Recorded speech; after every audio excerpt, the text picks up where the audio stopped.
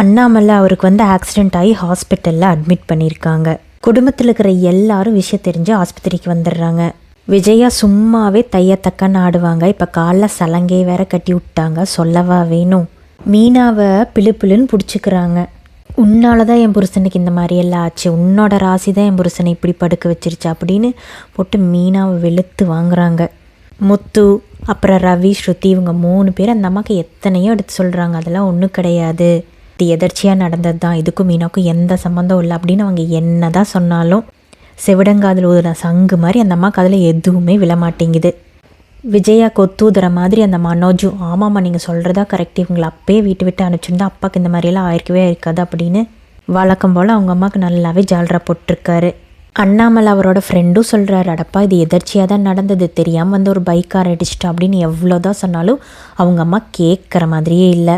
ஒரு கட்டத்தில் விஜயா வந்துட்டு இவங்களையெல்லாம் கொண்டுட்டு தான் இங்கேருந்து போவா, இவங்க அப்பா கூட இவ தருத்துறதுனால தான் செத்துருப்பார் அப்படி இப்படின்னு ஓவராக பேசிடுறாங்க.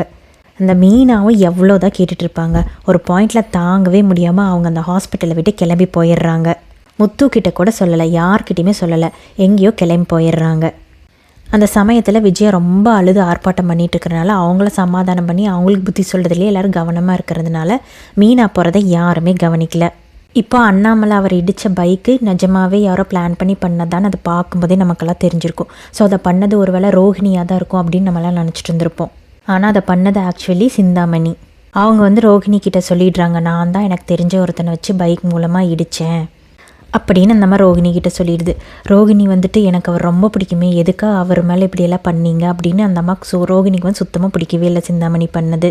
அதுக்கு சிந்தாமணி வந்துட்டு இதுதான் பெஸ்ட்டு பிளானு, நீ வேணா பாரு அப்படின்னு சொல்லிட்டு உடனே அவங்க வந்துட்டு சிந்தாமணி வந்துட்டு விஜயா கால் பண்ணுறாங்க. எப்படி இருக்குது உங்கள் ஹஸ்பண்டுக்கு இப்போ எப்படி இருக்குது அப்படின்னு கேட்கவும் அதுக்கு உடனே விஜயா வந்துட்டு என்ன ஆகுன்னு தெரில, இன்னொரு ஐசியூவில் தான் இருக்காரு அப்படி இப்படின்னு புலம்புறாங்க. அப்புறம் சிந்தாமணி இதுதான் சான்ஸ்னு சொல்லிட்டு முதல்ல அந்த பொண்ணை மீனாவை வீட்டை விட்டு வெளியே அனுப்புங்க, இல்லைன்னா இந்த மாதிரி தான் உங்களுக்கு நடந்துகிட்டே இருக்கும். அந்த மாதிரி எக்ஸ்ட்ராவாக இன்னும் எரியிற நெருப்பில் எண்ணெய் ஊற்றிட்டு அந்த மாதிரி ஃபோனை கட் பண்ணிவிடுது. இதுக்கப்புறமா அண்ணாமலை அவர் வந்து கண்ணு முழிச்சிடுறாரு. டாக்டரும் வந்துட்டு அவருக்கு எந்த பிரச்சனையும் கிடையாது, ஃபிசியோ மட்டும் பண்ணிங்கன்னா போதும், மற்றபடி அவருக்கு எந்த பிரச்சனையும் இல்லை அப்படின்னு சொல்லிடுறாங்க. அண்ணாமலையை பார்க்க எல்லாரும் அந்த ஐசியூ வார்டுக்குள்ளே போகிறாங்க. அப்போது ஸ்ருதி வந்துட்டு மீனாவை தேடிட்டு அந்த ஹாஸ்பிட்டல் ஃபுல்லாக போயிட்டுருக்காங்க. ஆனால் அவங்களாம் கண்டே பிடிக்க முடியல. மயக்கம் தெளிஞ்ச அண்ணாமலை சுற்றி எல்லாரும் நின்று அழுதுகிட்டு இருக்காங்க. அவர் வந்துட்டு எல்லாத்துக்கும் ஆறுதல் சொல்கிறாரு, இல்லை நான் நல்லா தான் இருக்கேன், எல்லாரும் அழாதீங்க அப்படின்னு சொல்கிறாரு. அப்போ முத்துவுக்கும் மனோஜுக்கும் வாக்குவாதம் ஆயிடுது. மனோஜ் சொல்கிறாரு, மீனானால அந்த பிரச்சனையெல்லாம் வந்துச்சு, அவங்கள பேசாமல் நம்ம வீட்டை விட்டு அனுப்பிச்சிடணும் அப்படின்னு மறுபடியும் ஆரம்பிக்கிறாரு. அதில் விஜயாவும் சேர்ந்துட்டு ஆமாம் நீ சொல்கிறது சரிதான் அப்படின்னு சொல்லிட்டு விஜயா, மனோஜ், முத்து இவங்க 3 பேர்த்துக்கும் வாக்குவாதம் வந்துடுது. கண்ணு முழிச்ச அண்ணாமலைக்கு எதுக்குடா கண்ணு முழிச்ச பேசாமல் மயக்கத்துலேயே இருந்துக்கலாம், அந்தளவுக்கு எல்லோரும் கத்திட்டு சண்டை போட்டுட்ருக்க ஆரம்பிச்சிடுறாங்க.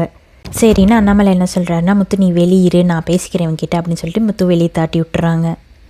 அப்போ வெளியே வரும்போது ஸ்ருதி வந்து சொல்கிறாங்க முத்துட்ட, இந்த மாதிரி மீனாவை எங்கேயும் காணும் முத்து, நான் எல்லா பக்கம் தொலைவி பார்த்துட்டு அவங்கள எங்கேயுமே காணோம், ஒருவேளை அவங்க அம்மா வீட்டுக்கு போயிருந்தாலும் போயிருப்பாங்க, நீங்கள் அப்புறமே ஃபோன் பண்ணி சமாதானப்படுத்துங்க அவங்கள அப்படின்னு சொல்லிட்டு ஸ்ருதி வந்துட்டு அண்ணாமலையை பார்க்க அந்த வார்டுக்குள்ளே போயிடுறாங்க. சாரி, மீனாவோட வீட்டில் வந்து அவங்க அம்மா அவங்க தம்பி எல்லோரும் உட்காந்துட்ருக்காங்க. அப்போ மீனா வந்து அழுதுகிட்டே போகிறாங்க.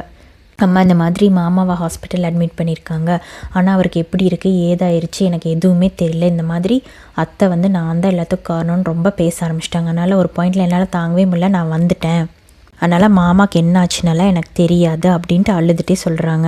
இனிமேல் என்ன ஆனாலும் அந்த வீட்டுக்கு நான் போகவே மாட்டேன், இத்தனை நாளாக அத்தை தான் நம்பிட்டு இருந்தாங்க, அந்த சாமியார் அம்மா சொன்னது உண்மையாக இருக்குமோன்னு இப்போ அந்த சந்தேகம் எனக்கும் வந்துருச்சு, அதனால் இந்த சந்தேகத்தோடு என்னால் அங்கே வீட்டில் போய் இருக்க முடியாது அப்படின்னு ரொம்ப தீர்க்கமாக சொல்லிடுறாங்க.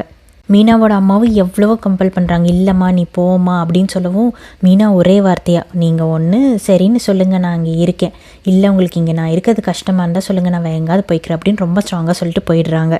மீனா பண்ணது சரியா தப்பா, நீங்கள் என்ன நினைக்கிறீங்க?